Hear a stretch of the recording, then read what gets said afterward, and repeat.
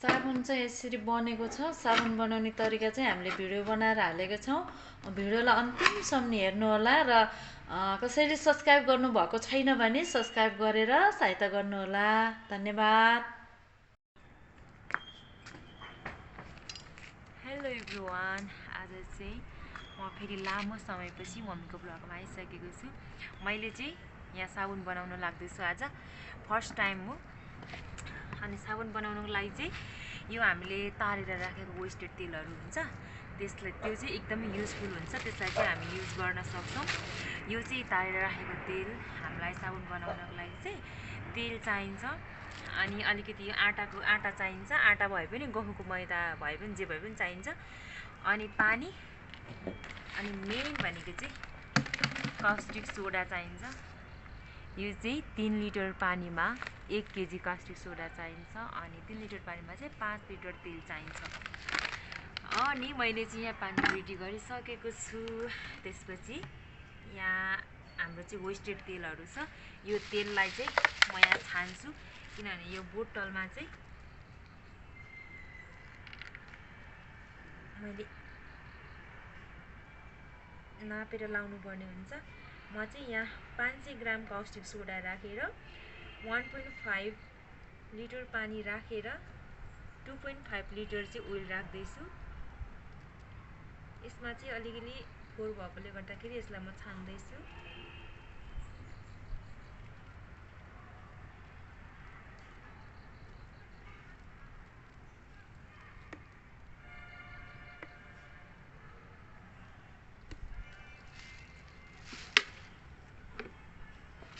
अब चाहिँ यसमा चाहिँ फर्स्ट नम्बरमा यो कास्टिक सोडालाई राखेर चाहिँ घोल्नुपर्ने हुन्छ। हामी पनि फर्स्ट टाइम बनाउँदैछौँ, कस्तो हुन्छ हेरौँ। Let's see. के रे फोन होला, म काट्दै लिएर आउँछु।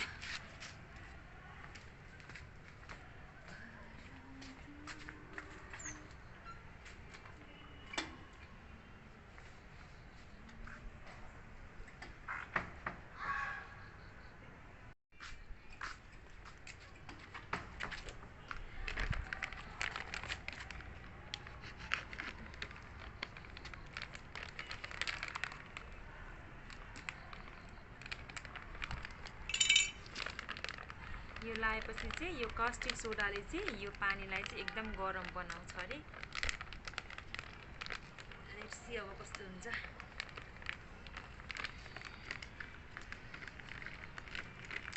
पहिलोचोटि हो यो साबुन बन्यो भने त हामीलाई त दामी हुन्छ। तेल त कति छ अनि माछा तारे त्यो अन्त छ र थुप्रो छ। बन्ने यो पहिलो ट्राई हो हैन। अब हाम्रो इफेक्टिभ हुन्छ भन्ने लागेको छ हामीलाई। साबुन राम्रो हुन्छ, चाहिएमा सम्पर्क राख्नु होला सौरु नेउपाने च्यानलमा।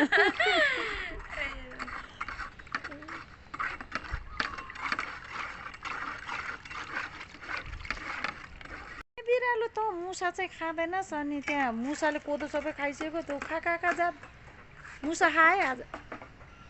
भिडियो बनाएर माछा तारेर भिडियो बनाइहाल्यो। अनि कम त तेल छ त यो। अनि आयो है जेट प्लेन। दामी बन्ने भयो। साबुन बन्ने भयो दामी।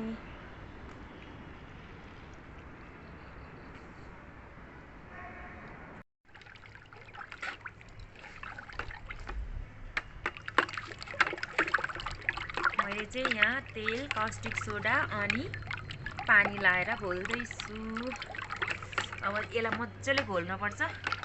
अनि यो बाक्लो हुन्छ। त्यसपछि यसलाई भाँडामा राखेर स्टिर गर्नुपर्ने हुन्छ। आउट भ्यालीतिर चाहिँ खासै बनाएको देखाएको छैन मैले यस्तो। यो साबुन नै चलाउँदैन बाहिर। काठमाडौँ भ्यालीमा चाहिँ यसरी बनाएर चलाउँदो रहेछ साथीहरू।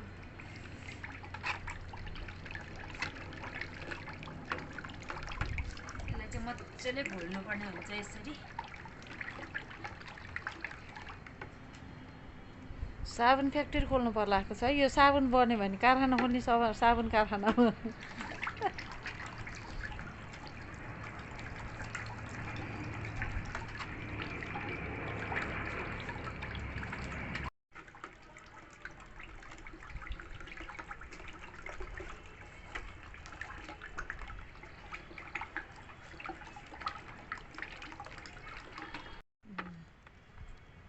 यो चाहिँ घोल्दाखेरि यसरी तरर चुइनुपर्ने हुन्छ।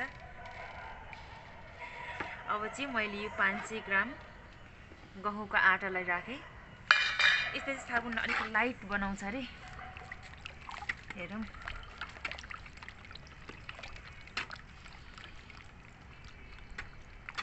अब यसलाई मजाले घोल्ने। अब यसमा राख्ने कुराहरू सबै भयो है। अलिक समय घोल्न पर्छ। अब चाहिँ यति राखेर चाहिँ यसलाई एउटा भाँडामा राखेर स्टोर गर्नुपर्ने हुन्छ। ल अब यो साबुन कस्तो बन्छ भिडियोलाई अन्तिमसम्म हेर्नु होला है गाइस। बनाउँदै रात परिसक्यो। यसलाई चाहिँ मैले मजाले घोलिसकेँ होइन। अनि यो घोलेपछि चाहिँ यसरी तरर चुइने हुनुपर्छ। यसरी तरर चुइने भएपछि अब चाहिँ यसलाई 3-4 दिनको लागि स्टोर गर्नुपर्ने हुन्छ। तपाईँहरूसँग चाहिँ प्लास्टिकको यस्तो बाल्टी छ भने यस्तोमै गर्नुहोस्, छैन भने चाहिँ यस्तोमा गर्दा नि हुन्छ। तर यसमा गऱ्यो भने चाहिँ कालो कस बस्छ। मैले चाहिँ यहाँ हाम्रो प्लास्टिकको बाल्टी अलिक नभएकोले गर्दाखेरि यो आरिमै गरेँ अनि अलिकति चाहिँ यहीँ राखेँ। अब चाहिँ यसलाई 3-4 दिनसम्म स्टोर गर्नुपर्ने हुन्छ। लेट्स सी गाइस कस्तो हुन्छ होइन। एक्सपेक्ट गरेको छौँ हामीले चाहिँ एकदम राम्रो हुन्छ भनेर। यस्तै ज्ञानगुणका भिडियोहरू हेर्नको लागि चाहिँ हाम्रो च्यानललाई सब्सक्राइब गर्नु होला। हुन्छ, आजको भिडियोलाई चाहिँ म यहीँ गर्नेछु। By by. हामीले साबुन बनाएर यहाँ राखेका थियौँ गाइस। अहिले साबुन बनेको छ यहाँ हाम्रो। अब म यसलाई काटेर निकाल्ने छु। डल्लो साबुन बन्ने छ। साबुन बनाएको यसरी साबुन चाहिँ भएको छ। हामीले कति माछा तारेको तेलहरू, हामी कति चिकन रोस्टहरू हामी बनाउँछौँ, त्यो कतिखेर फाल्छौँ। अनि हामीले चाहिँ यसरी बनाएका छौँ। साबुन ठ्याक्कै बनेको छ गाइस। यसलाई चाहिँ यसरी जमाएर राख्ने। हामीले यो यसमा के हालेका थियौँ हामीले भिडियोमा सबै राखेका छौँ, भनेका पनि छौँ। हजुरहरूले पनि तेलहरू जति पनि माछा तारेको तेलहरू हुन्छ, चिकन रोस्ट बनाएको तेलहरू यसरी साबुन बनाएर हामी चलाउन सक्छौँ। हेलो गाइस, हामीले यो साबुन हामीले बनाएका थियौँ। यो भिडियोलाई एकदम हेर्नै पर्ने, हजुरहरूलाई पनि अति लाभदायी हुने यो साबुन हामीले बनाएका थियौँ। तर यसमा हामीले बाल्टिनीमा राख्यौँ। हामीले चाहिँ बाटामा राख्यौँ भने अनि चट्ट काटेर डल्लो पार्नलाई अलिक सजिलो हुने रहेछ। अनि यसमा राखेको हुनाले हामीले डल्लो चाहिँ अलिकति लाम्चो भयो।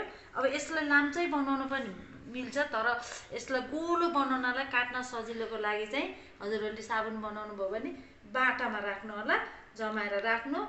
3 दिन 4 दिन ट्याक्क राखेपछि यसरी साबुन बन्द रहेछ गाइस।